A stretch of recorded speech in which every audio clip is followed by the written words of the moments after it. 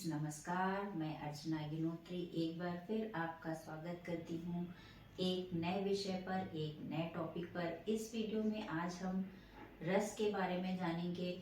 इस समय एग्जाम का भी समय चल रहा है और UP board, ICSE board, CBSE board के पेपर्स होने वाले हैं, एग्जाम्स होने वाले हैं। तो उस दृष्टि से भी यह टॉपिक आपके लिए बहुत ही इम्पोर्टेंट होने वाला है।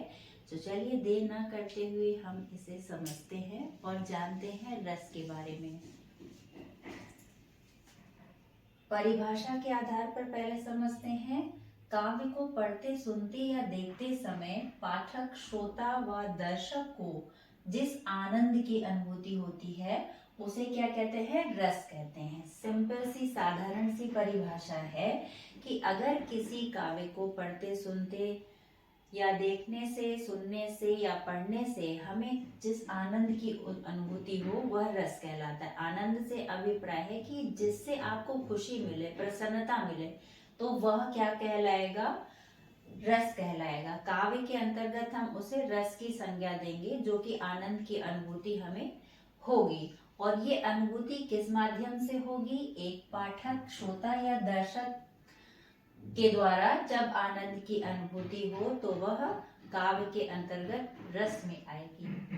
तो आपने इसे अच्छे से समझ लिया होगा।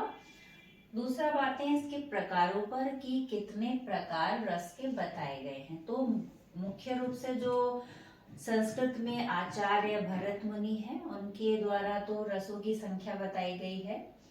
10 के बारे में पढ़ेंगे। नाट्य शास्त्र में रस के बारे में बताया है कि रस क्या होते हैं, उसकी परिभाषा समझाई है। कुछ लोगों ने, कुछ जो हमारे आचार्य हुए हैं और जो भरत मुनि हैं उनके संसर्ग में ये जो रस टोटल होते हैं वो 10 होते हैं। तो उन्हीं के बारे में आज हम समझेंगे। स्थायी भाव क्या होता है पहले इसे समझिए। स्थायी भाव जो हमारे हृदय में भाव की स्थिति रहती है, जो भाव उपस्थित रहते हैं उन्हें ही हम स्थायी भाव कहते हैं। स्थायी भाव रस के अनुसार ही, स्थायी भाव भी उतने ही हैं जितने रस हैं, और रस के आधार पर ही स्थायी भाव होता है। तो रस पहला क्या है? श्रृंगार रस है। श्रृंगार रस यानी कि प्रेम की जहां पे बात की जाए, और ये जो प्रेम होगा वो संयोग और वियोग दोनों ही स्थिति में होता है, तो वहां पर रति भाव होता है। रति से मतलब प्रेम प्रसंग से संबंधित है ये। दूसरा है हास्य रस। हास्य रस में क्या होगा? हास्य में हंसी मजाक की स्थिति होगी, वहां पर हास्य रस बन जाएगा आपका। स्थायी भाव हास्य। करुण रस, करुण जैसा कि शब्द से ही स्पष्ट है, जहाँ पे दुख, करुणा का भाव हो वहां पर शोक स्थायी भाव होगा।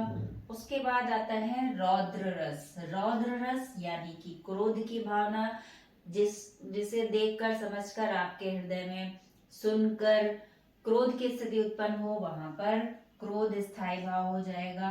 फिर आता है वीर रस। वीर रस यानी उत्साह का प्रतीक होता है, इसका स्थायी भाव उत्साह है। जहां पर वीर भावना से परिपूर्ण कोई चीज हो और उत्साह का भाव जागृत हो, वहां पे वीर रस होगा। स्थायी भाव इसका क्या है? उत्साह है।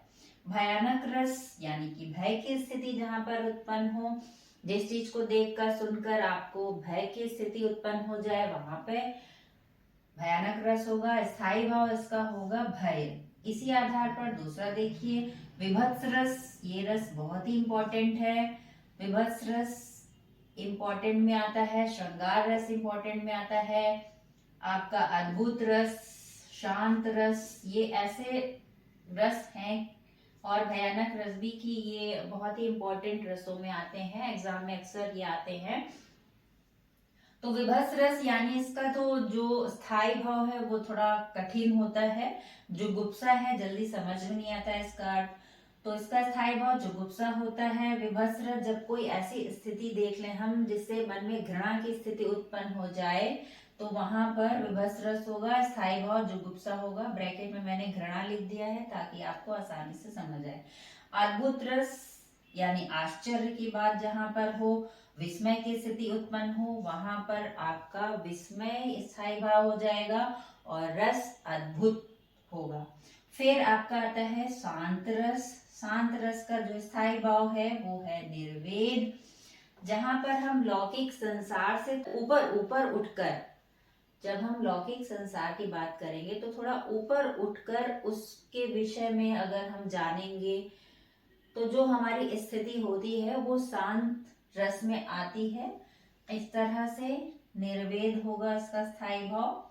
10वां है वात्सल्य रस। यहाँ पर क्या होगा, माँ का यहाँ पे वर्णन होगा, माँ की ममता की बात होगी, पिता की ममता की बात होगी, तो वहां पर वात्सल्य रस हो जाएगा। पिता पुत्र की बात, माता पुत्र की बात या पुत्री की बात, तो वहां पर ममत्व का भाव उत्पन्न होगा और उससे वात्सल्य रस होगा। और स्थायी भाव क्या होगा, वात्सल्य। ब्रैकेट में ममता मैंने लिखा है, ममता से मतलब माँ की ममता है।